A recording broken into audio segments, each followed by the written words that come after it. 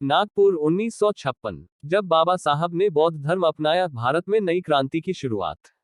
एक भूमिका। नमस्कार साथियों, आज हम जानेंगे उस ऐतिहासिक दिन के बारे में जब बाबा साहब डॉक्टर भीमराव अंबेडकर ने 14 अक्टूबर 1956 को नागपुर में बौद्ध धर्म स्वीकार किया। ये कोई साधारण घटना नहीं थी, बल्कि भारत के इतिहास में एक नई सामाजिक क्रांति की शुरुआत थी। दो बाबा साहब का दर्द। बचपन से ही अछूत समझे जाने के कारण बाबा साहब को बार बार अपमान का सामना करना पड़ा।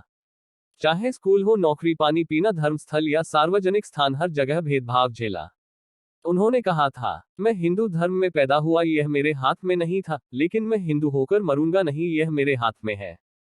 3 क्यों चुना बौद्ध धर्म? बाबा साहब ने कई धर्मों का अध्ययन किया, इस्लाम, ईसाई, सिख, पारसी, लेकिन अंततः उन्होंने बौद्ध धर्म को अपनाया। क्यों? क्योंकि बौद्ध धर्म में बराबरी है, करुणा है, तर्क है और वैज्ञानिकता है।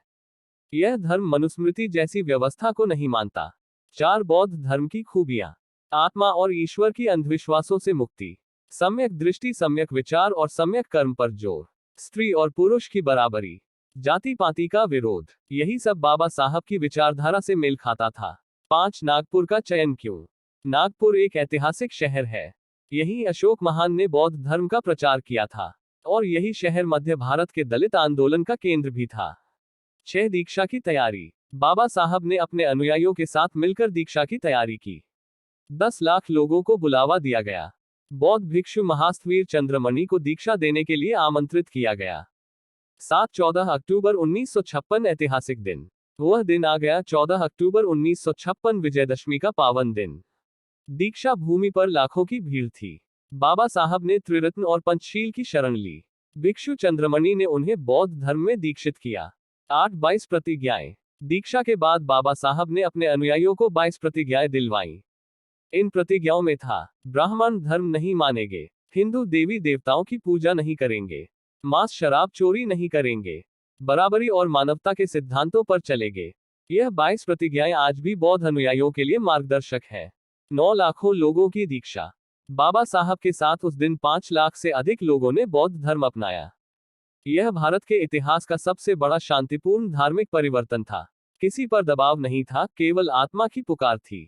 10 बाबा साहब का भाषण। बाबा साहब ने दीक्षा के बाद भावुक भाषण दिया। आज मैं जन्मा हूँ, आज मैं नया मनुष्य बना हूँ, आज मैं स्वतंत्र हुआ हूँ। उनके शब्द लाखों के दिल में उतर गए। 11 दीक्षा के बाद जीवन। दीक्षा के कुछ ही हफ्तों बाद उनकी तबीयत खराब रहने लगी, लेकिन फिर भी वो बौद्ध धर्म पर पुस्तकें लिखते रहे, जैसे भगवान बुद्ध और उनका धम्म, जिसे उन्होंने अपनी मृत्यु से कुछ दिन पहले ही पूरा किया। 12-6 दिसंबर 1956 महापरिनिर्वाण। दीक्षा के मात्र 50 दिन बाद 6 दिसंबर 1956 को बाबा साहब ने अंतिम सांस ली। उन्होंने केवल धर्म बदला नहीं, करोड़ों लोगों का भविष्य बदला। 13 दीक्षा भूमि का महत्व।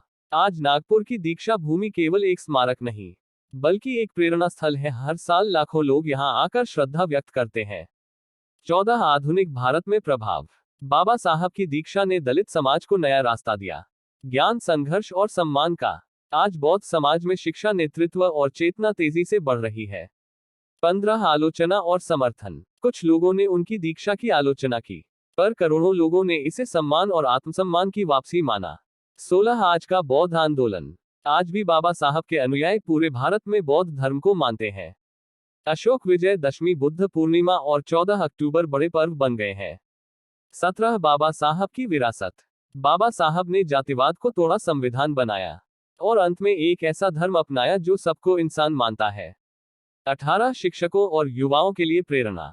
युवाओं के लिए बाबा साहब का धर्म परिवर्तन एक प्रेरणा है कि अपने आत्मसम्मान के लिए संघर्ष करो, डरो मत। 19 महिलाएं और बौद्ध धर्म। बाबा साहब ने महिलाओं के अधिकारों को भी बौद्ध धर्म के माध्यम से मजबूती दी। बौद्ध समाज में स्त्री पुरुष की बराबरी को प्राथमिकता दी जाती है। 20 नया भारत और अम्बेडकरवाद। आज का भारत यदि समतामूलक बन रहा है, तो उसमें बाबा साहब की दीक्षा की विचारधारा छिपी है। 21 निष्कर्ष दीक्षा का महत्व। बाबा साहब की दीक्षा केवल एक धार्मिक घटना नहीं, बल्कि एक क्रांतिकारी सामाजिक आंदोलन था। 22 समापन। जय भीम, नमो बुद्धाय। अगर आपने अब तक यह वीडियो देखा, तो लाइक कीजिए, सब्सक्राइब कीजिए और कमेंट करें। कृपया बाबा साहब के विचारों को आगे बढ़ाएं। जय भीम, नमो बुद्धाय।